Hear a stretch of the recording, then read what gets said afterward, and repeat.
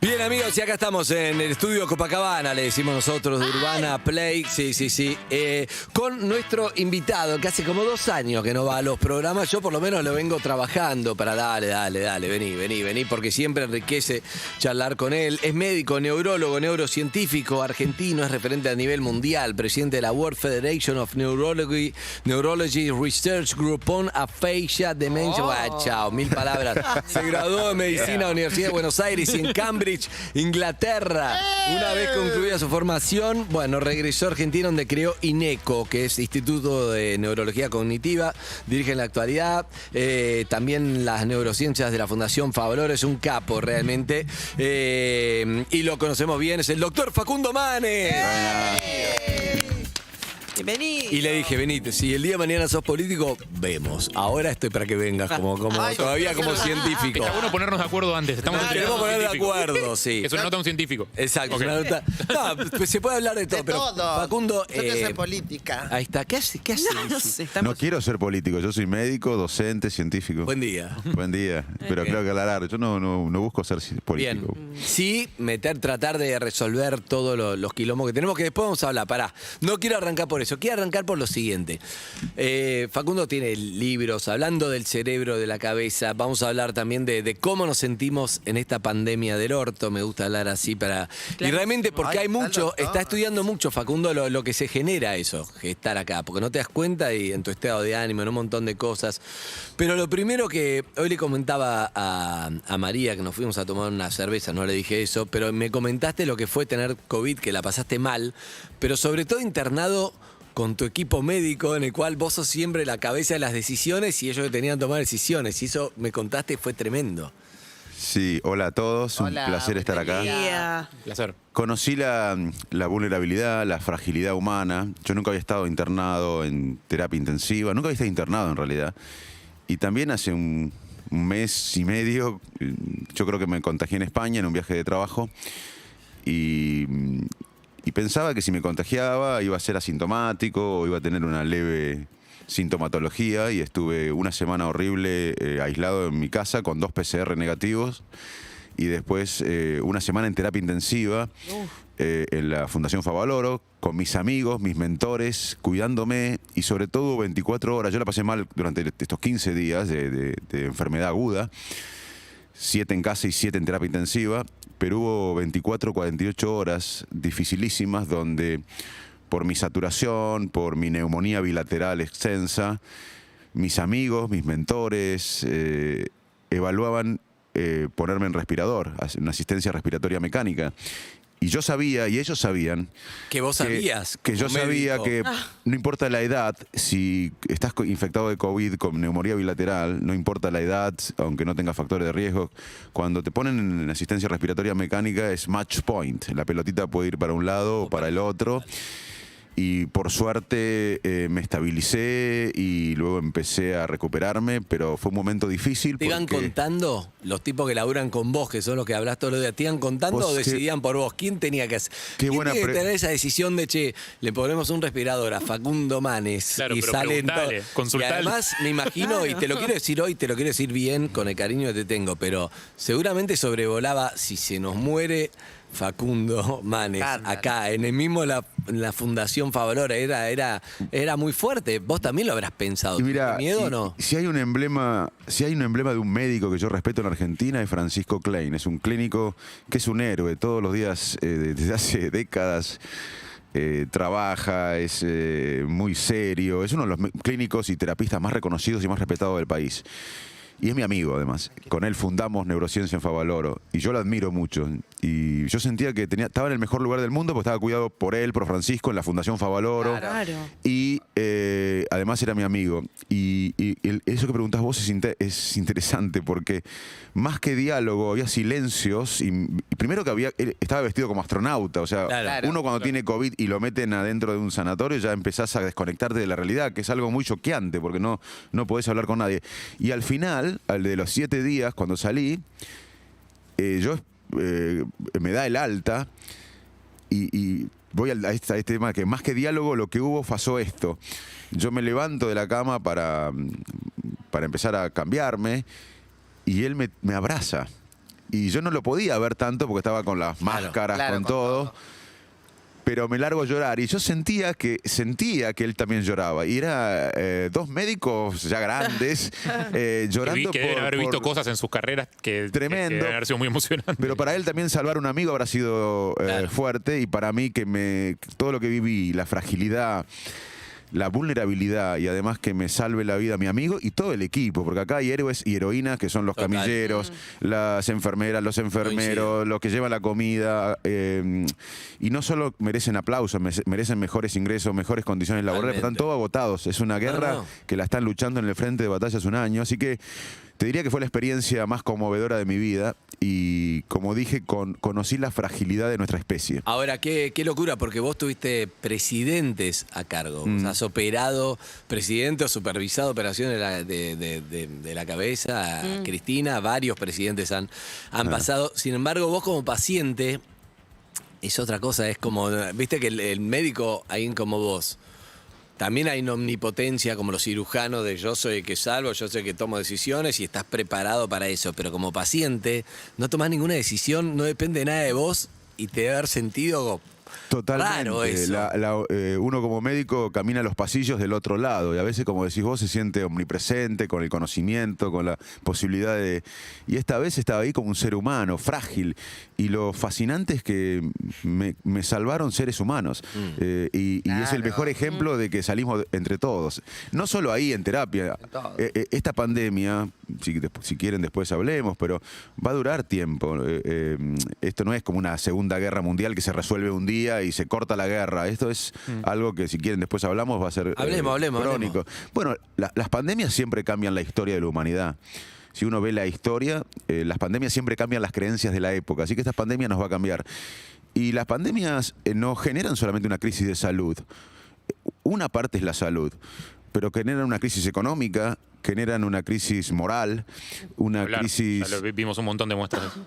Claro, y una crisis educativa, una tragedia educativa, una crisis ideológica, una crisis geopolítica, y todo eso afecta a nuestros comportamientos, nuestras conductas, tanto a nivel individual como colectivo. Nos damos cuenta que ya estamos cambiando, que la pandemia nos cambió, porque yo estoy seguro que a la gente, algunos se manifiestan en que se deprimen, no sabe bien por qué, pero yo creo que ya todos cambiamos, pero no sé si somos conscientes de eso.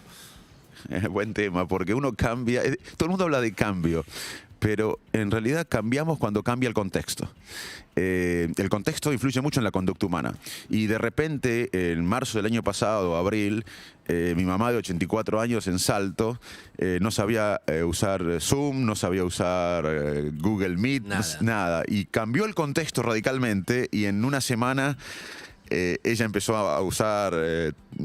videoconferencias, Claro. y todo, y bueno, la telemedicina y la educación a distancia ya existía, pero al cambiar el contexto, el ser humano se motiva para cambiar. O sea que, primero, que nosotros tuvimos un cambio de contexto excepcional, y eso nos ayuda a cambiar, y cambiamos. Pero lo que quiero remarcar, que entramos en una década de pandemia. Los cambios que estamos viviendo y que vamos a vivir van a perdurar. Y los No es que se cambios... termine el año que viene cuando ya estén todos vacunados. Y Porque todos un poco la fantasía desinstalamos es el Zoom, esa. tiramos los barbijos. Exacto, y volvemos a los recitales. No va a ser así. No. ¿Cómo termina una pandemia? No termina como una guerra que dice, bueno, nos rendimos y uno Y hay que gana. reconstruir. Todo. Termina de a poco cuando el 70% de la gente de una sociedad, por la vacuna o porque Claro. se infecta, alcanza la inmunidad. Y eso sucede en un tiempo. Yo creo que, ojalá me equivoque, pero en la Argentina vamos a estar unos largos meses más, un año más con esto. Y después viene la etapa de fin de guerra, digamos. Porque ahora estamos con miedo. Ahora está en una etapa de estamos en la guerra, estamos en la pandemia, nos podemos infectar, todavía no hay vacunas suficientes. Entonces, estamos con miedo, y el miedo nos paraliza, el miedo nos pone a la defensiva. Pero luego viene una etapa de angustia, es decir, de levantarnos más empobrecidos, de levantarnos más desiguales. Y después viene la euforia de posguerra, digamos. Y eso para mí va a pasar en el 24. Pero son mis predicciones de acuerdo a lo que yo leo, en experiencias previas. Yo creo que tenemos un año más de miedo, de estar en la guerra, en la pandemia. después un par de años de post-pandemia, que es una depresión. Que es difícil, ¿no? Claro, porque te levantás más pobre, te levantás... Ahora, cuando uno está con miedo, en medio de la guerra... Estás con la batallando, adrenalina, no tenés ni tiempo de ver cómo cuando estás. nos demos cuenta un día que somos más pobres, que estamos más desiguales, que la tragedia educativa fue una tragedia. Más pobres en todos sentidos, así, en sentido simbólico también. Exacto. No solo plata. Exacto. Bueno, y después viene un poco la posguerra, que sería la euforia. Pero bueno, viene un proceso largo y lo que quiero terminar esto... O sea, para el sexo descontrolado, que es lo que yo creo que va a pasar. el 24. El 24, sí, porque creo de verdad. Los nuevos 60. Cuando alguien pueda viajar y esté fuera de esto y va a querer ir a pasarla bien, no va a querer quedarse 8 horas en la oficina de laburo, pero el problema es que viene también con la pobreza. No vas a tener con qué. Entonces no vas a tener con qué, pero digo, de sensación es esa, Bueno, como basta, no quiero sufrir más. Concretamente, El tu pregunta, 24. yo veo que Ahí vas a ser candidato de 24 cuando estemos de... Pero también no, pero- pasa que en las guerras, por ejemplo, paga el que pierde. Y acá cuando esto se termine, pagamos todos con lo Todos. aprendimos y cómo lo vamos a materializar el después. Muy bueno. Porque nosotros creemos que vamos a hacer los mismos, pero no vamos a hacer los mismos. Vos cuando te casás ya nunca más volvés a ser soltero. Y eso es lo que va a pasar Muy bueno. ahora. Bueno, dos cosas. Voy a responder esta pregunta de Alicia que me parece fundamental y que la historia nos da insight. La historia, y si uno ve la historia, nos puede ayudar a contestar la pregunta de A ella. ver. Esto nos puede cambiar. Nos va a cambiar seguro. Eso estoy de acuerdo con ella. Ahora, ¿podemos salir mejores o peores? Depende de cómo... Esto a nivel... Asimilemos. Sí, porque ejemplos. Vamos a poner ejemplos de tragedias, de guerras, de epidemias. Después de una de las epidemias más duras de Europa, surge el Renacimiento. No solo en Florencia, sino en muchas ciudades europeas, algo bueno. Después de la Segunda Guerra Mundial surge el estado de bienestar. Después de la Gran Depresión Americana surgen medidas económicas que reducen la desigualdad. Después de la Guerra Civil Americana surge Lincoln y sus aliados crean la red de universidades públicas americanas. O sea, y también el tren transcontinental. Pero eso es todo lo bueno que puede suceder después de crisis y pandemias y guerras. Pero también en la peste bubónica hubo matanzas indiscriminadas de catalanes, de clérigos, de mendigos, más de 1000 comunidades erradicadas. Más recientemente otro desastre que hubo, que fue el ataque terrorista a la Torre Gemelas. Luego de eso los países controlaron a otros países en forma injusta, ocuparon países. O sea, esto nos cambia, respondiendo, según la historia, esto nos cambia, eso es cierto, pero podemos salir mejores o peores. Según cómo trabajemos como sociedad, podemos, y a nivel individual, y a nivel de organizaciones, y a nivel de comunidad, podemos salir mejores y peores, pero vamos a salir distintos. Sí, de hecho eso, lo que decías, ya hay algunas muestras de cómo se incrementó la desigualdad a partir de la pandemia. O sea, el otro día leía, salió por todos lados, que la gente más rica se hizo más rica, digo, y la gente más pobre es más. O sea, no solo es más pobre, sino que es más también. Sí, o sea, sin que duda. son menos ricos con más plata que la que tenían antes. O sea, eso es imposible que termine bien esa historia. Y fíjate en la educación. Los chicos que tienen computadora en su casa, que tienen conexión a internet, pudieron seguir las clases a distancia, y los chicos que no tienen conexión a internet, que son gran parte de los chicos argentinos, la mitad de los chicos argentinos son pobres, que no tienen computadoras, esa desigualdad va a tener... Mira, hay un estudio ahora que se hizo en San Francisco, en Estados Unidos, perdón, en California, porque abarca Los Ángeles, y muestra que el impacto de los chicos que quedaron fuera del sistema educativo por no tener conexión, en Estados Unidos estamos hablando, imagínate. Que lo uno puede ser supone acá. que la conectividad es mayor, ¿no? El impacto es de décadas, más de 70 años va a tener para recuperar esa gente, Lo que se perdió. esos chicos que no vuelven a la escuela, esos chicos que no estudiaron este año y que por ahí no estudian el año pasado y este año, van a quedar fuera del sistema, van a conseguir trabajos menos remunerados, no van a entrar a la universidad. Estamos hablando de Estados Unidos, imagínate acá. Acá también desnudó, la pandemia lo que hizo es desnudó la desigualdad económica, la desigualdad educativa, la pobreza, nos puso en evidencia que Argentina es un país pobre, pero la otra faceta de la desigualdad son las vacunas. Igual ya lo sabíamos, ¿no? Pero es verdad que quedó un resabio de esa cosa de la Europa del mundo, de Sudamérica, que en algún momento fuimos o creíamos ser por determinadas cosas y contextos de los 60. Si teníamos dudas, quedó claro que no. Somos un país pobre de Sudamérica, Sí. con un montón de valores y por ahí autoestima. Es bueno. Nos autopercibimos que no es menor. potencia. Nos autopercibimos potencia, pero no. Y Argentina tiene un potencial enorme, pero yo soy médico, te voy a contestar como médico. Lo primero que hago con un paciente es que reconozca su problema. Si el paciente no reconoce que está Claro. con hipertensión, que tiene colesterol alto. No se va a curar. No se va a curar. O sea, el primer paso para mejorar es diagnóstico. Si acá no tenemos un diagnóstico correcto, yo creo que Argentina tiene un potencial enorme, otro día lo charlamos cuando quieran, ¿por qué? En varios aspectos, pero si no reconocemos que somos pobres y que no estamos en vías de desarrollo, estamos en un problema, porque Sí. yo escucho que estamos en vías de desarrollo desde que tengo 4 años, porque el cerebro no recuerda antes de los 4 años. Tengo 52, ya deberíamos habernos desarrollado. Claro, pero la diferencia es que los médicos se pueden poner de acuerdo en un diagnóstico. Si vos tenés una persona con una cardiopatía, se juntá 10, 15 médicos, le hacen los estudios necesarios y todos los 15 se van a poner de acuerdo en que, che, tiene determinada En cardiopatía. todo caso discutirán cuál es el Claro, pueden discutir el tratamiento. Acá la gente no se pone Ahora- de acuerdo en el diagnóstico acá. Muy bueno, porque acá hay, si vos hablas en privado con mucha gente de todos los sectores, Están todos de acuerdo. Están todos de acuerdo. Lo que mira. pasa, porque acá lo que falta es una acción colectiva. El diagnóstico argentino más o menos está claro. Si no lo quieren ver algunos, no lo querrán ver. Lo que falta es una acción colectiva. No hemos logrado en las últimas décadas, como lo hicimos las democracias. Yo no quiero mirar a otros países. Pero en el 83, si ganaba Luder, había amnistía para los militares, había un pacto sindical militar. Vino una persona, un tipo llamado Alfonsín, y nos contó una historia de democracia. Y la sociedad quería democracia. Y hubo un paradigma que todavía lo sostenemos hoy. Mal, bien, tenemos que todavía custodiar que no haya sultanismos del siglo XXI en algunos lugares, pero tenemos democracia. Hoy necesitamos un nuevo paradigma, que ya no es la democracia, que es cómo progresar por las Claro. ideas, la innovación. Ahora, nos falta la acción colectiva, porque todos sabemos que Argentina no puede vivir ni darle prosperidad a 50 millones que seremos en unos años exportando básicamente materias primas. Necesitamos exportar más valor agregado. Para eso hay que invertir en el cerebro de los chicos, el capital Claro. humano, la educación. La educación, salud, la educación en la más que ciencia, nada. la tecnología. Bueno, ahora nos falta una acción colectiva o un cuento, un paradigma que nos una por las diferencias, porque todos usamos razonamiento motivado. Yo lo hablé con Andy muchas veces acá. Nosotros nos manejamos por sesgos, por prejuicios. Incluso ahora tengo datos recientes de ayer, de un estudio de Fernando Torrente de INECO, que muestra que la gente ahora está dispuesta a aceptar las medidas restrictivas según la ideología. O sea, Claro. muchas veces la total. ideología Wow. nos Es algo que no orienta. pasó a principio del año pasado. Y eso es lo que nos mata, los sesgos, los prejuicios. Nosotros tenemos que tener un paradigma por encima de los sesgos y prejuicios naturales. Claro, pero nos comimos esa ilusión al principio de la pandemia. ¿Te acordás que los primeros meses había como una cosa de, che, estamos todos unidos, los Sí, políticos se acatamiento. juntaban, incluso aunque como que se saltó un poco la grieta, la sensación era como que esa grieta se había achicado un poco y estábamos todos en la misma. Y después volvió. Y después nos comió de vuelta. Se perdió una gran posibilidad. Para mí sí. Se perdió fue muy bueno eso y se perdió una gran posibilidad. Eso es lo que necesitamos los argentinos. Por eso, volviendo al tema mental, el impacto mental de la pandemia dura más que el bicho. O sea, imagínate que todos estemos vacunados o inmunizados al 70% en un año, ponele. El impacto mental, el estrés, la depresión, la ansiedad, dura mucho más. Ay. Que la pandemia.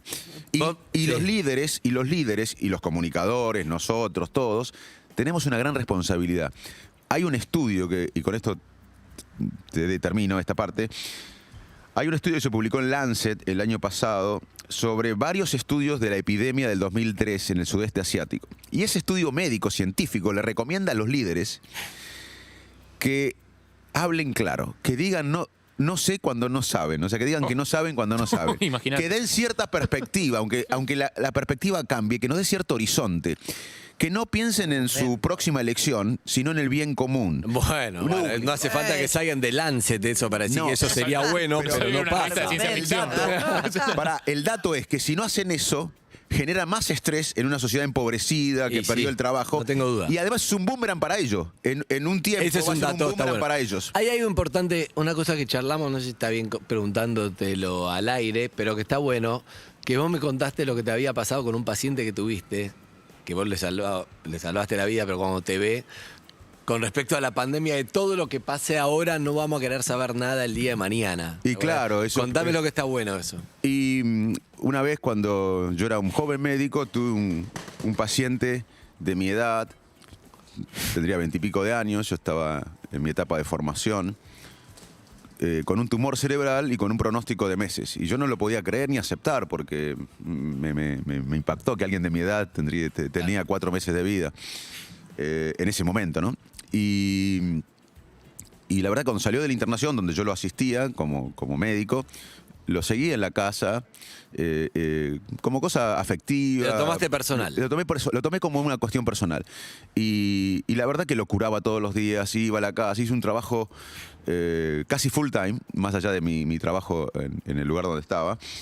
Y vivió unos meses más. Le agregué unos meses por el trabajo de la familia. Vivió unos meses más de lo que tendría que haber vivido según la estadística. Esa familia me quiere mucho, está muy agradecida, pero no me quiere ver más. Si me ve... Se murió después. El chico se murió, pero la familia, que me adora porque vio todo el esfuerzo, yo lo hice naturalmente, me ve, ahora salgo a la calle, me ve y dispara a la familia, porque yo le recuerdo el evento traumático de su vida. Claro. Entonces, lo que puede pasar acá es que en unos años... todo lo que se relacione con el COVID. Con la pandemia esté relacionado con un evento traumático y la gente va a querer mirar para el futuro. Eso le pasó a No quiero Churchill. alcohol en gel, no voy a quedar barbijo, no quiero nada que Bueno, me recuerde. Eso le pasó en parte por otras cosas, pero en parte por esto, a Churchill cuando le gana a Hitler, le gana al fascismo, libera a Occidente del fascismo, va a la elección siguiente y pierde. La gente estaba agradecida, Claro. pero no quería saber más nada con una eso. cara que estaba relacionada con la Piensan en la guerra, guerra. claro. Así que hay que cuidarse cuando uno... Hay que desaparecer, Lizzy, de la no, tele, de los medios. no, hay que desaparecer hasta... hay que No, ser yo le traje alegría. no hay que vender humo, no hay que tener, Eso es. hay que ser responsable, hay que tener argumentos. y hay que pensar en el bien común, no en el bien personal, y no hay que jugar con el sufrimiento de la gente para el beneficio en cierta manera de la casta política. Estamos charlando con Facundo Manes, siempre su historia, recuerdo, un pibe de Salto, del interior de Salto, que estaba ahí, miraba a Favaloro como con referencia, y bueno, pudiste estudiar, salir adelante, solo, te hiciste vos solo, ¿no? La verdad, terminaste estudiando en Cambridge, pero es linda historia para decir, siempre... Se puede, ¿con qué? Con educación y con esfuerzo. Y bueno, gracias por preguntarme esto, porque yo cuando hablo de educación, muchos hablan de educación y está bueno que se hable, pero para mí es personal, es como la historia del pibe este que les conté recién, porque yo no nací en una élite ni social, ni política, ni económica.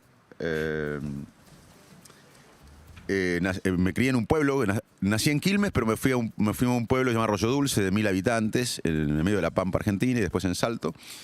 Mi vieja era ama de casa y tiene sexto grado, y mi viejo era médico rural y cobraba con pollos. Y ahí en ese contexto me crié, y la educación pública argentina para mí, por eso para mí la educación no es un eslogan, la educación argentina la educación lo que hizo fue darme la autoestima para perseguir mis sueños. Fue mi única arma. Ahí tocaste un tema clave que es... Tremendo. Tocaste un tema clave que nunca habíamos hablado, que la educación lo que te dio fue la autoestima para decir vos podés. Claro, porque yo sabía que no estaba en un lugar privilegiado. Entonces, ¿qué es la educación? Por eso todo el mundo habla de educación y me gustaría definirla. No es solamente aprender un dato. La gente se confunde, piensa que educación es conocer datos. Es más, en el mundo que se viene, el conocimiento enciclopédico va a perder más valor. Claro, lo puedes buscar. Ya lo está perdiendo, claro. La educación, lo que es la construcción de una identidad. Es tener más libertad. Es a mi edad, a los 52 años, no bancarme ciertas cosas si no quiero porque tengo posibilidades. Es usar los recursos sociales, cognitivos y emocionales para tomar acción. La educación es bajar los prejuicios, es combatir la mayor amenaza de nuestra época, que es la ignorancia y las mentes cerradas. La educación es una brújula confiable en un mundo cambiante, peligroso, dinámico. Eso es la educación. Por eso... Pero a vos te dio la autoestima para decir, vos querés ser médico, querés ir a estudiar a Cambridge, vas a poder hacer lo que quieras. Exacto. Yo llegué a Buenos Aires, llegué a 11 al tren, porque yo vine de Luján. Había dos maneras de llegar de Salto. Una por Luján a 11 y otra a Federico Lacroze en el tren de Lacroze. Claro. Yo no conocía a nadie acá. Me fui a Flores, a un departamento sin televisor, aparte en el 86, 7, o sea, no había ni WhatsApp, ni... Y para mí fue más shock venir de Salto a Buenos Aires que después de Buenos Aires a Boston. O sea, el shock de venir de un tipo del interior, venir a Buenos Aires, es tremendo. Cuando fui a Ciudad Universitaria, el primer día de la semana, fui a Ciudad Universitaria y la clase era de química biológica. Yo no había tenido tanta química en Salto. Había un profesor de química, pero fue muy leve. Y la literatura en inglés, o sea, yo en Ciudad Universitaria, el primer semana en Buenos Aires, con química biológica, eran todos signos químicos, y la literatura en inglés, yo no sabía inglés, me parecía que estaba en otro mundo. Claro. Entonces, la educación pública argentina y el ciclo básico... Pero, ¿no pensaste en bajarte ahí? O sea, en ningún momento dijiste como, che, esto es demasiado para mí. Bueno, sí, muchas veces. Es más, te voy a contar otra anécdota de cuando me sentía no humillado, pero cuando llegué a Cambridge me sentía un impostor, porque que hay un síndrome del impostor. El síndrome del impostor es tremendo. Es hermoso. Claro, porque Vos estás ahí, pero decís, o sea, yo no sé una mierda. Se van a dar cuenta. el sistema se equivocó y dejó entrar a alguien que viene de Arroyo Dulce. Y en algún momento se van a avivar y me van a volver a mandar Bueno, para allá. Digo. Me van a deportar. Exactamente. Y bueno, después me di cuenta que había un síndrome de impostor en Harvard, en Claro. Oxford, en todos lados. Que lo tenían tus profesores también y todo. premio Nobel también. El premio Nobel que internamente decía, esto me lo van a sacar. Que Bueno. de alguna manera también lo llevaste a Ciudad Universitaria cuando no sabías nada de bioquímica. Exacto. Bueno, entonces, en un momento yo tenía dos compañeros que son muy inteligentes, todavía estoy en contacto con ellos, que habían ido a Eton, que es el colegio quizás más Ah, el de exclusivo elite, de elite. de elite, de donde van los reyes y los príncipes ingleses. Y ellos muy inteligentes además. Estábamos discutiendo física, un problema para una investigación en física, y yo aprendí inglés de grande, entonces vengo con el inglés, el acento bravo, y a veces hablando de física, en inglés rápido, estos pibes que eran unos bochos tremendos, mi IQ para mí no es tan alto, y yo me sentía mal, me sentía que era un desastre, y decía... ¿Y cómo me consolaba? Y por dentro decía, no entiendo nada que me dicen. Pero no se lo voy a mostrar. Ninguno trabajó en la imprenta Gutenberg en Salto. Eso me gusta. Yo moldeaba, de chico en la secundaria moldeaba a la tarde, en la imprenta antes se moldeaba. Las letras, letra por se letra. moldeaba, digo. Bueno, ninguno trabajó en la imprenta, que un día, para que vos veas dónde el contexto era, que un día entró el peregrino Páez, que era el parrillero del pueblo, y preguntó por el señor Gutenberg. Entonces yo decía, no, pero Gutenberg es el que hizo la imprenta, qué sé yo. Bueno, yo digo, nadie trabajó en la imprenta Gutenberg. Entonces, Bueno, pero por eso te quería preguntar, porque ¿cuáles son las herramientas? O sea, ¿cómo haces para pelear contra esa voz que te dice, bajate de acá, andate, que no perteneces acá? Pero ¿Qué pará, haces acá? pero ahí me interesa entrar también más allá de tu historia personal en lo que es la cabeza. Porque linkeando con la historia de Lizzy, que también en el Chaco, Verazategui, que ella dice A drogué, lo no que les ella... cuento, pero recién, solamente esto le quiero decir. Recién a veces, cuando con esto vos contabas, a mí me pasa lo mismo. Ahora estoy estudiando, por ejemplo, Derecho, pero también me pasa acá cuando me senté en la televisión y todo. Uno tiene dos posibilidades, o caerse porque no entendés dónde estás, o decir, voy a seguir hasta que el concepto entre en mi cabeza. Hay algo que yo no supe hasta esta mesa que vine acá, que es algoritmo, o sea, algoritmo. Sí, Algoritmo. esa cosa. Y lo usan, y muchas veces en la universidad, como que fáctico, como un montón de cosas. Nunca las vi en el colegio, no sé, puedo ir a la definición, no las entiendo, pero entonces hablan como si fuera totalmente natural y normal y que lo tenés que saber, y no lo sabía. No sé, pero yo sigo metiéndome en la conversación, me sigo quedando porque digo, en algún momento esto va a ser orgánico para mí y esto no me va a detener. Es ¿entendés? cierto. Y eso es más o menos lo que cuenta lo que le pasaba allá. ¿Y Pero- cómo es la cabeza? ¿Pero cómo funciona a nivel de la cabeza? Sí, voy a contestar porque es algo muy importante. Con un experimento lo voy a contar. Dale. Ay, me encanta. Porque lo importante, más allá de que, primero que hay diferentes inteligencias, el coeficiente intelectual, la inteligencia emocional, que es reconocer la emoción de uno, o sea, yo estoy celoso. Reconocer que estar celoso no es fácil, o envidioso, o ansioso. O sea, reconocer la emoción de uno y la emoción en el otro es una inteligencia emocional. Y la inteligencia social, la empatía, es imaginar qué estar pensando, que el otro tiene creencias que por ahí no coinciden con las mías, con las nuestras, pero que quizás tenga verdad, semillas de verdad. Aceptar eso no es fácil, es una empatía cognitiva. Y una empatía emocional es sentir lo que siente el otro. Bueno, hay diferentes tipos de inteligencias. Pero más allá de los diferentes tipos de inteligencias, una habilidad para superar todo esto que me preguntaban recién es tener una mente, en inglés se llama mindset, una mentalidad flexible, abierta. Que uno sepa que con la tenacidad, con el esfuerzo, el talento se expande. Le voy a contar un experimento. En Inglaterra agarraron chicos con alto coeficiente intelectual, como mis amigos de Eton. Pero que pensaban, tenían un mindset fijo, una mentalidad fija, pensaban que la inteligencia no se expandía, que el talento no era flexible. Y agarraron chicos con menor coeficiente intelectual, pero que pensaban que con esfuerzo, con tenacidad, con prueba y error, con ensayo y error, Se podía crecer. se expandía, el talento se expandía, la habilidad. Bueno, Como el pibe de Salto. Bueno, o como aprender un idioma. Muchos dicen, no puedo aprender inglés, no sé aprender inglés. Mentira, es un mindset cerrado. Claro. Cualquiera puede aprender. Por ahí no tiene un acento enorme o perfecto, pero uno puede aprender. Uno a veces se pone esos seteos mentales. Cuando los chicos con alto IQ, pero que pensaban que la mentalidad era IQ es el fija, coeficiente intelectual. el coeficiente intelectual alto, pero que pensaban que la mente no era expandible, que la inteligencia no era expandible, se ponían a hacer los ejercicios para los cuales estaban más preparados que los chicos con menos coeficiente intelectual. Se empezaban a equivocar porque los ejercicios eran muy difíciles. Se frustraban, se equivocaban y abandonaban. Los chicos con menor coeficiente intelectual, que estaban menos preparados para resolver esos problemas difíciles matemáticos, se equivocaban, pero no importaba, iban para adelante, seguían insistiendo, tenacidad, y al final rendían mejor. En síntesis, lo importante en la vida es saber que es más importante la tenacidad, el esfuerzo, la perseverancia que tener un talento. El talento es bárbaro, pero si además no hay perseverancia Claro, y no talento- disfrutar del talento error. Claro. Clarísimo, y de la además naturaleza. es clarísimo. Esta Estábamos nota va a durar charlando 7 horas, ¿no? Porque yo quiero que- Esta nota va a durar Es para 7 que dure horas. 7 horas. Yo le dije a Lutovich, se lo dije, andá levantando cosas, se lo dije a las Siempre. 9 Sí, porque sí. no conoces a Facundo. A todos los va a invitados de las pasar últimas esto. 2 horas les mandamos Se un lo beso dije, se grande, lo nos dije. quedaríamos horas. Pero estamos hablando del doctor Facundo Manes, pero es muy interesante porque yo creo que le sirve mucho al oyente y al que lo está viendo por YouTube, que también estamos saliendo, porque estás hablando de algo que puede ser en tu vida, que es vos podés. Y lo que dijo Facundo me pareció espectacular, que fue la educación argentina, lo que le dio es la herramienta para decir, che, vos no sos un pibe de Salto que nunca va a tener oportunidades, vos podés.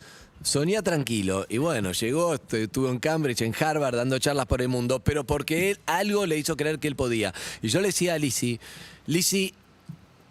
llegó también a todos los lugares donde se hubiera imaginado, con además me imagino la dificultad que supongo, no hoy, pero sí hace 40 años de ser una chica trans, ¿no? Que en Claro, ese momento difícil. Todo el eso colegio, junto. todo. Y los- Pero ¿qué es lo que te ayudó también? Esto, no sé, la autoestima de decir, sí, soy esto, de cagarte de risa de las cosas, o no. Exactamente. Y mi mamá, hace bastante tiempo, cuando empezó la charla, dijiste, un día les puedo decir todas las cosas que tiene la Argentina, pero da para otra charla, como lo bueno que tiene la Argentina. Y yo me pongo a pensar, cómo eso me llevó a mi abuela, a mi mamá, vos que estudiaste en Cambridge, que sos el número 1, que tenés todos los conocimientos científicos, que sos un genio, un intelectual, que sabe absolutamente todo, tiene eso en la cabeza, y mi abuela que no sabía escribir, mi mamá que aprendió a escribir solamente a firmar su nombre, también sostenía lo mismo.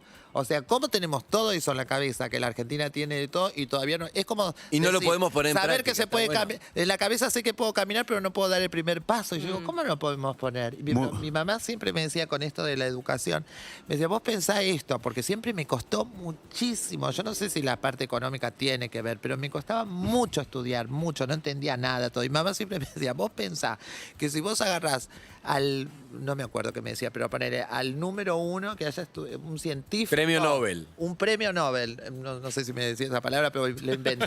Porque no creo que sabía lo que era premio un Nobel. genio, ponele. Pero le pones a un genio. Dice, lo ponemos acá. Vos que te criaste, Barrio San Miguel de Bursacos era en ese momento. Dice, vos que te criaste acá, que te va mal en el colegio, que te va en todos lados, te pongo en la selva misionera. Si lo pongo al científico con todas las herramientas, obviamente que vos, y a vos te doy todas las herramientas, no vas a poder ni talar un árbol, porque te vas a caer ahí que no sabés ni cómo se usan. Ahora, si los dejo a los dos sin nada, vos vas a cruzar la selva amazónica y el tipo que estudió por todos lados no va a poder llegar a la mitad, te lo vas a tener que salvar vos. me decía. Totalmente. Tenés que seguir, tenés que insistir. Es lo que decías de la imprenta, claro. Lo que nos falta, la pregunta es muy buena, porque en la Argentina nos falta una acción colectiva, un sueño, un norte. Y el problema argentino, en cierta manera, es de confianza y de contexto. Hemos perdido un contexto en el que garpe estudiar. Yo cuando era chico, en Arroyo Dulce, me imaginaba, no solo por mi familia, sino por el contexto, que la educación garpaba. O sea, yo decía, bueno, yo estudio, soy honesto, trabajo y me va a ir bien en la vida. Hoy cambió. Hoy solamente el 5% de los argentinos, según encuestas que yo he visto recientemente, piensan que la educación es movilidad social ascendente. O sea, también tenemos que cambiar el contexto, porque como Eso dije, es muy choto porque es como, ¿y para qué voy a estudiar? Si eso claro. no sé. Entonces, lo que tenemos es lo que tenemos que plantear acá, más que datos de parches, como hacemos siempre, es un nuevo sueño colectivo. Como el que tuvimos con la democracia, tenemos que entender Pero tenemos que planear y planificar entre todos y de acá a 10, 15 años, porque si no, no va a cambiar nada. De a 2 años no cambiamos nada. No, pero tenemos que siempre cuidar a los más vulnerables, porque no pueden esperar. Pero si nosotros no tenemos un proyecto de país, un proyecto estratégico de nación, basado en lo que llamamos capital humano, que es invertir en la nutrición de los chicos, en la educación de calidad, en la salud. Hoy vemos más que nunca que la salud tiene que ver con la economía, Sí. en la ciencia y tecnología, en lo que genera el conocimiento humano y vinculado a la producción para exportar en el campo, en la industria, en los servicios, todo valor agregado. Argentina va a seguir generando pobre. Lo que va a pasar, si no hacemos esto, es que vamos a seguir discutiendo el subdesarrollo sustentable. Lo que estamos haciendo hace décadas es discutir el subdesarrollo sustentable. Nosotros teníamos 5% de pobres cuando yo estaba en Arroyo Dulce. A los 6 años de mi vida, en el 75, fue el primer estudio para mí razonable de la pobreza, 5%. Hoy tenemos la mitad de la Argentina pobre. En el año 74, cuando yo tenía 5 años, teníamos el mismo ingreso per cápita que hoy. Casi 50 años perdidos. Somos el país con mayor recesión en las últimas décadas, más que Chad, Burundí, Haití y la República Democrática del Congo. Hace décadas teníamos la economía más grande que Brasil. Hoy, San Pablo y sus alrededores tienen una economía más grande que la nuestra. O sea, si no aceptamos que estamos involucionando, estamos en problema. Esa involución nos hace reflexionar a todos. Nadie puede tener la primera piedra. ¿Cómo cambiar eso? Bueno, si nosotros hacemos un plan estratégico de país basado en lo que desarrolla los países, que son la educación, la salud, la ciencia, la tecnología vinculada a la producción. Argentina tiene un enorme potencial en el agro, tiene mucho más para crecer en el agro, en la energía renovable, en la medicina digital, en la bioeconomía, en la biotecnología, etcétera, etcétera, etcétera. Ahora, no nos ponemos de acuerdo. Estamos discutiendo permanentemente el pasado. Estamos discutiendo permanentemente luchas facciosas. Por cada tema, por la vacuna, por la cuarentena, por todo, hacemos una lucha de facciones. Y es como, yo a veces digo, es como si uno tiene un familiar en terapia intensiva y uno está esperando en la sala de espera. Y imagina que los médicos están tratando al familiar, al paciente. Y después se entera que los médicos están luchando por el mejor lugar en la cochera o el mejor lugar en la oficina. Claro. O sea, necesitamos médicos acá que se ocupen del paciente, que es la Argentina. Y no tenemos un norte ni tenemos confianza. Y eso se construye entre todos. Pero yo creo que si logramos un norte... ¿Se puede salir del momento que estamos de la grieta? La verdad. No sé si al final vas a ser candidato o no. Porque yo te María O'Donnell nos dijo que le preguntemos. María dijo que te preguntemos.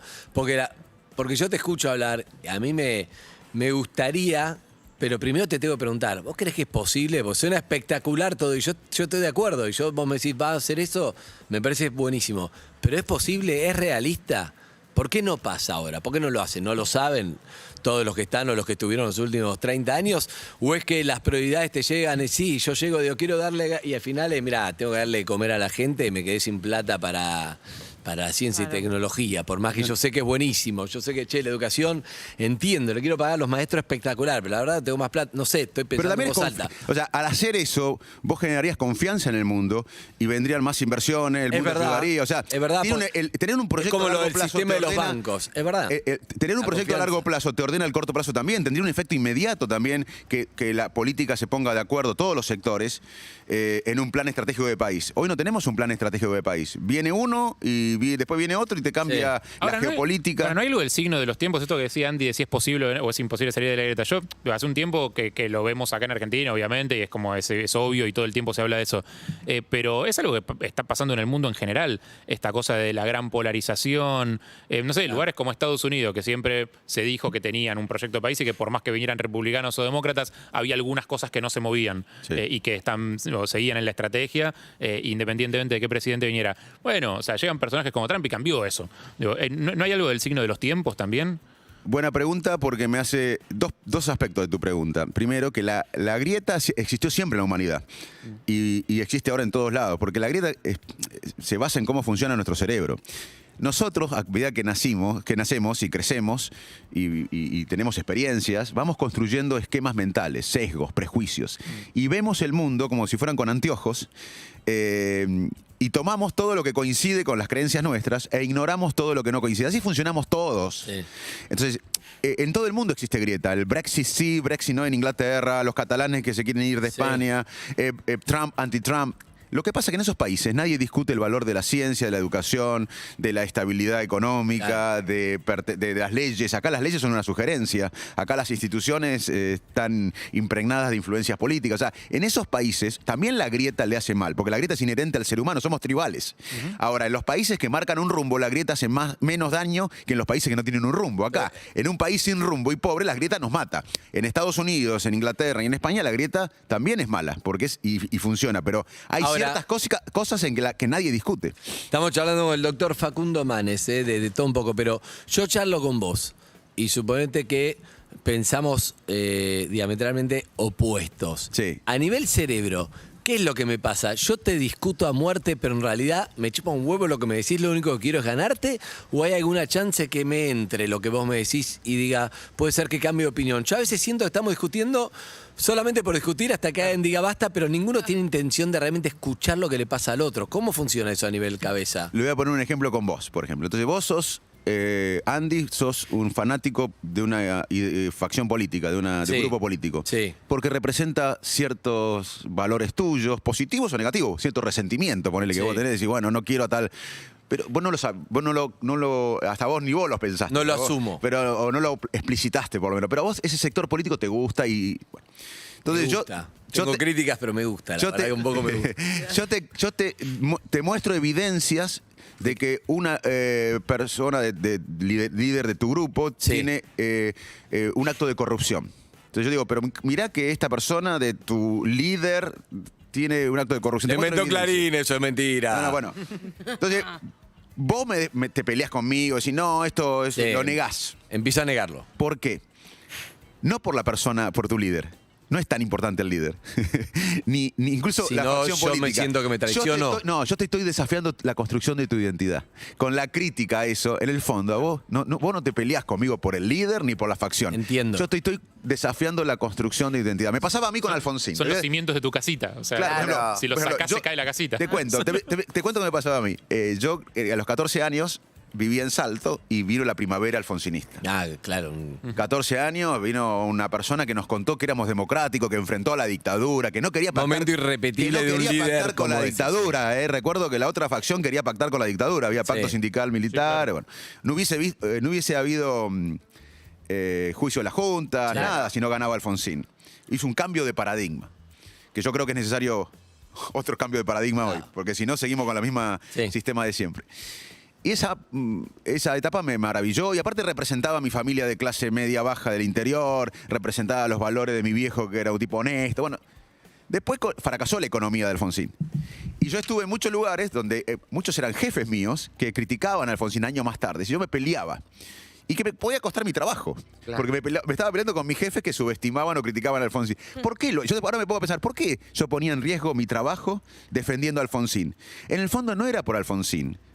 Era porque al criticar a Alfonsín estaban criticando la construcción de mi identidad. Ningún tema, ni tus ideales, tus sueños, todo lo que vos habías puesto. Entonces, ¿cómo se soluciona eso? Con empatía y con un sueño colectivo. ¿Cómo salimos de la grieta?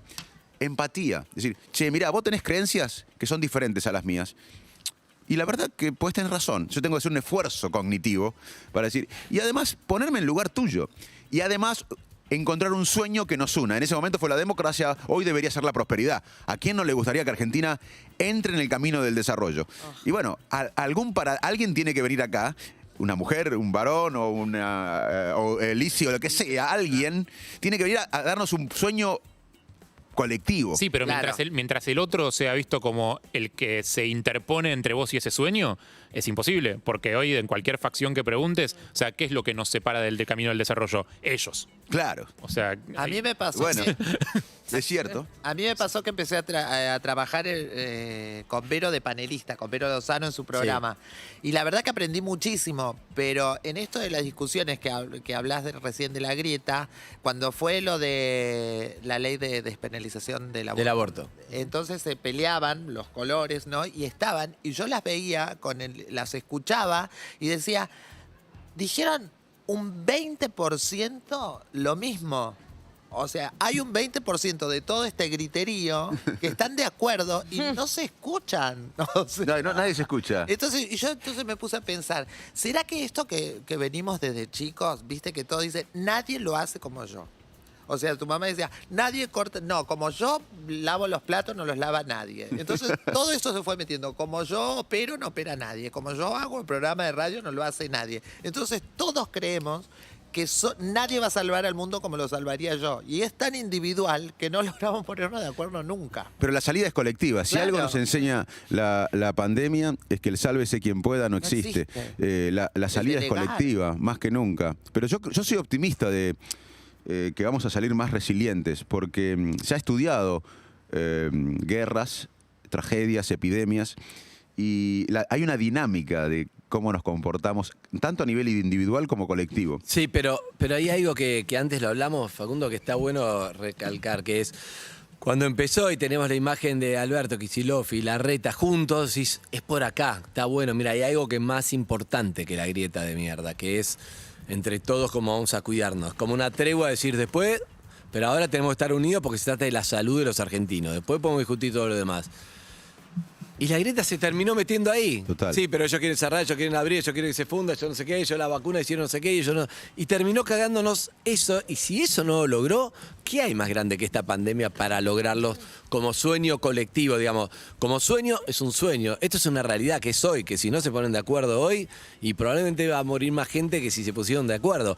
Y tiene que ver de hoy para adelante, porque es verdad que antes ni siquiera había un ministerio de salud, que era una, no sé, es verdad.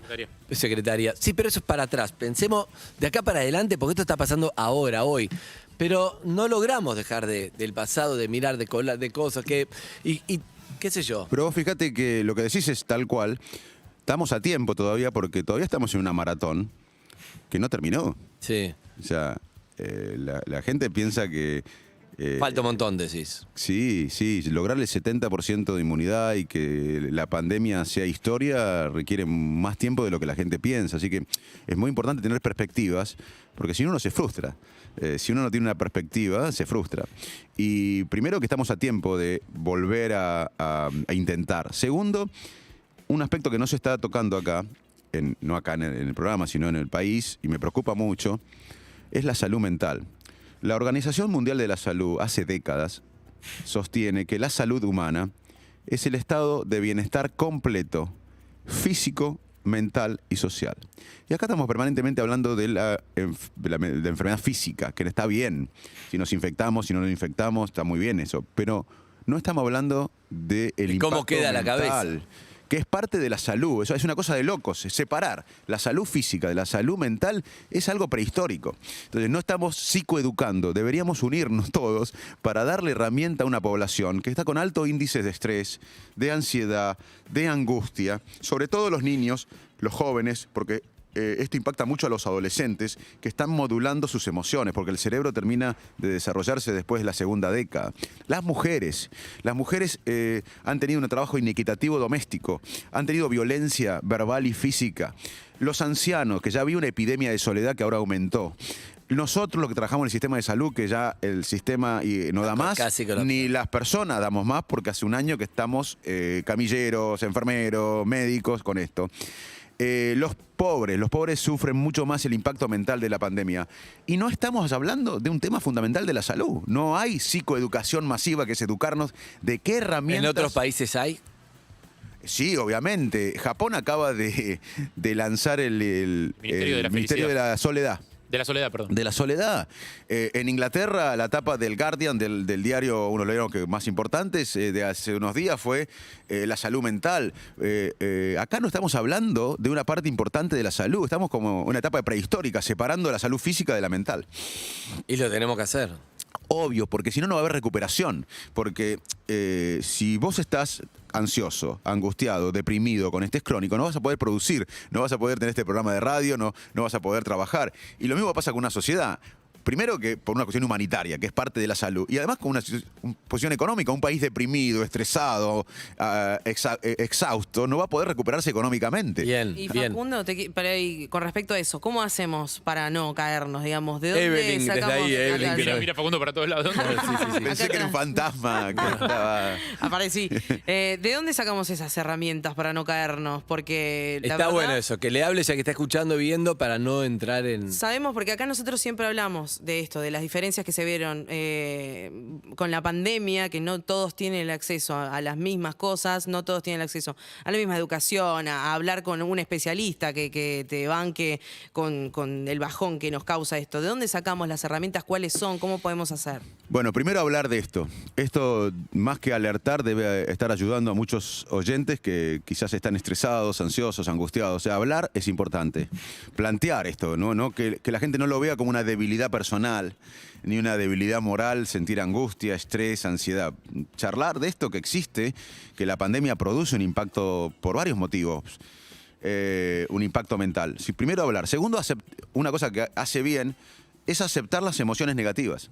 O sea, uno piensa que el miedo, la angustia deben ser evitadas. No, es parte de nuestro bienestar. Entender que la angustia, el miedo, es parte de nuestro bienestar, porque eso nos permite estar conectado con lo que está pasando. Si yo estuviera feliz en un mundo pandémico, sería alguien desconectado de la realidad. También es importante lo colectivo. Una de las cosas que más nos da felicidad a nosotros, los seres humanos, es una red social. Eso no quiere decir vivir solo. Instagram. No. No. Eso nos da infelicidad. Ok. Un lugar para conectarnos y charlar, eso decís. No, pero- Una red de amigos. Claro, tener una red de amigos. Contactos sociales Ok. reales. que no pasa por vivir con alguien, uno puede vivir solo y sentirse que está en una red de amigos, que tiene una red social. De contención. Y uno puede vivir acompañado y no tenerla. Eso está comprobado que da felicidad. Bueno, el estudio más largo de la psicología se está llevando a cabo en Harvard. Tiene más de 5 o 6 décadas el estudio. Se han muerto varios directores de edad. siguen. Y siguen. ¿Y qué es? Estudiaron a chicos de Boston, de barrios marginales, y chicos de Boston, de barrios de clase media alta. La leyenda dice que un presidente de Estados Unidos, Kennedy, estuvo en el estudio. Los siguieron por décadas estos chicos que venían de barrios más vulnerables y de barrios más ricos.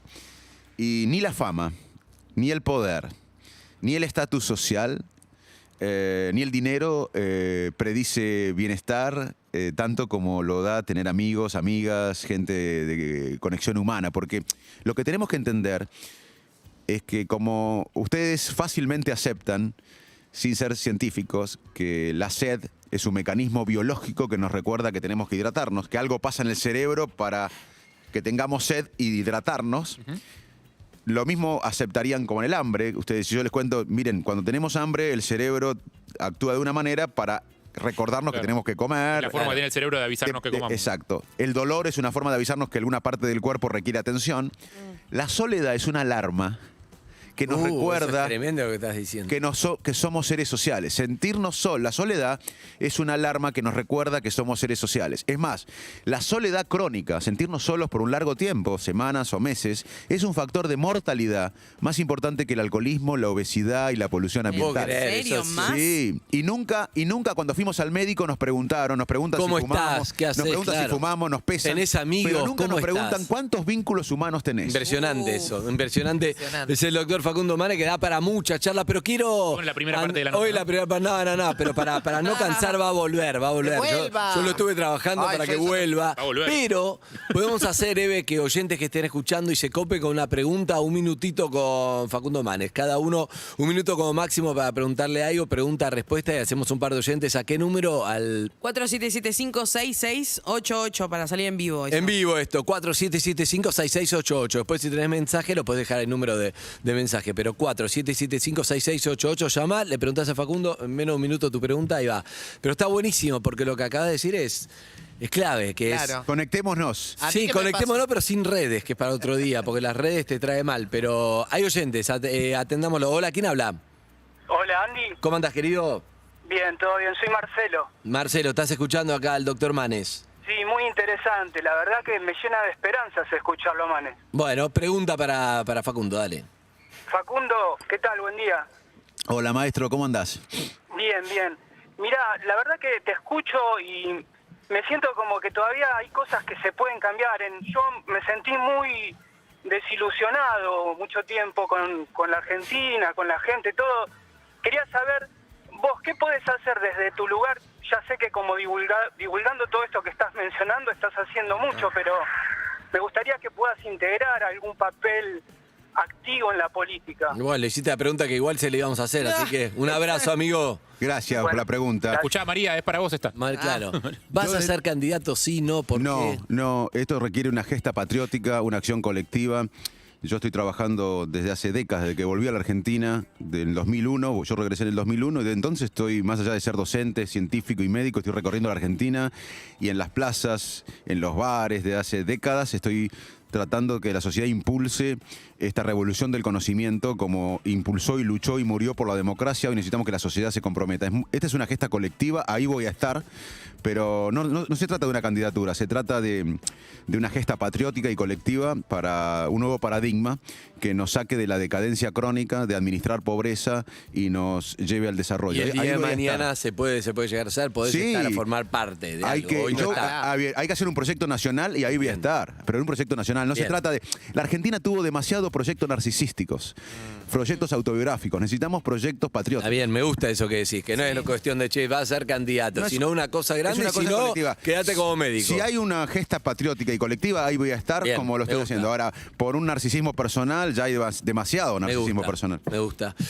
Bueno, veremos. Más, otro oyente. Hola, ¿quién habla? Hola, ¿se escucha? Sí, tu nombre. ¿Qué tal? Soy Alejandra. ¿Cómo andas? ¿Sale bien?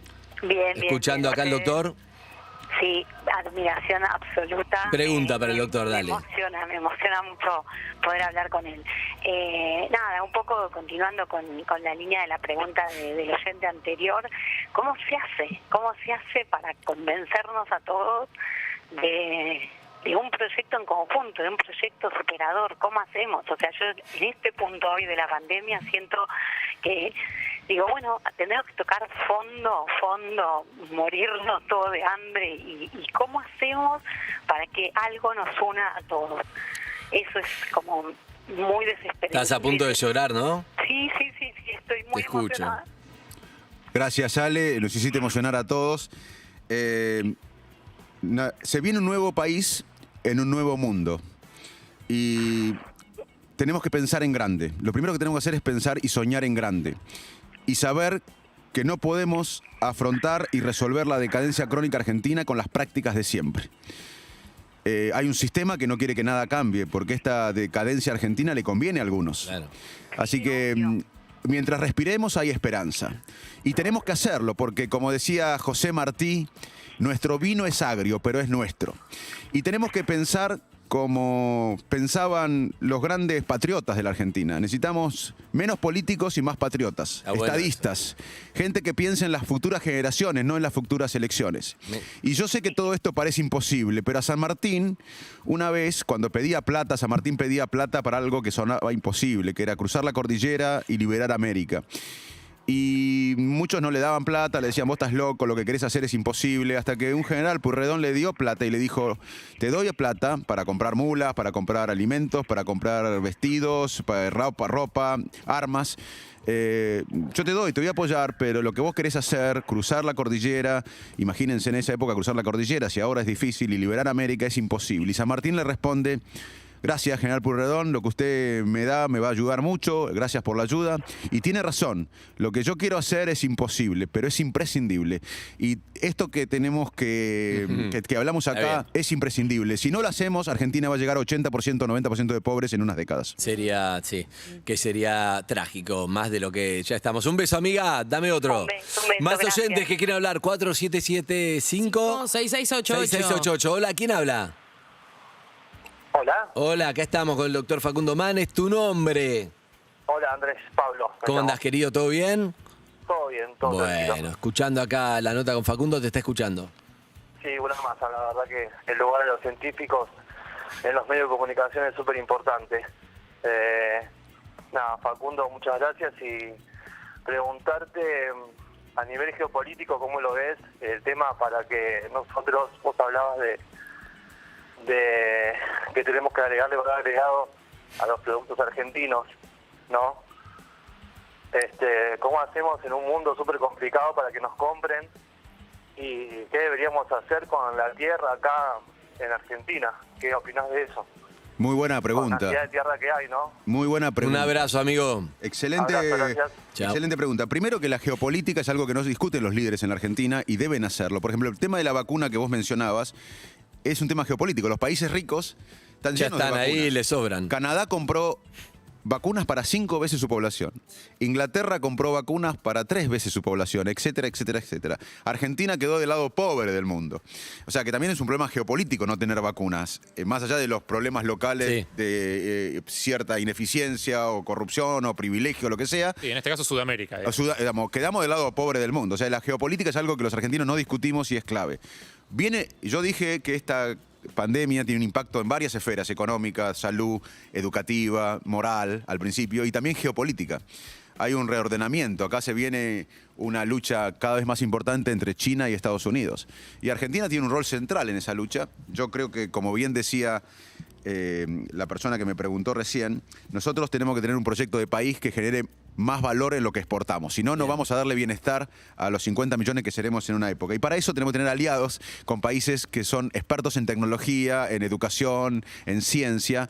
Y tenemos que mantener una relación de comercio muy importante con China también. Pero somos un país de Occidente. Así que creo que un equilibrio, pensando que nosotros tenemos que tener un norte basado en la ciencia y tecnología, requiere alianzas con países que se han desarrollado basado en la educación, ciencia y tecnología.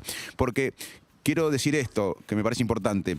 Muchos, cuando hablamos de educación, de un shock educativo, de salud como factor económico, de ciencia y tecnología, nos dicen: pero Facundo, la Argentina tiene demasiados problemas para dedicarse a estos temas. ¿Y cuáles son? Le digo yo.